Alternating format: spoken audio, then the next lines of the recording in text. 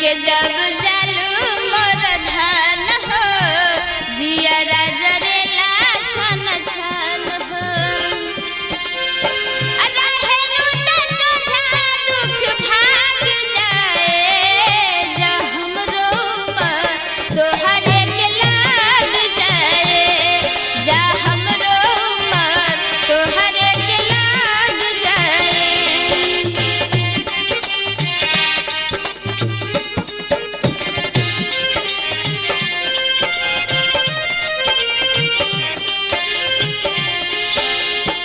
चलनी के चालल मोर रानी बन रहे तो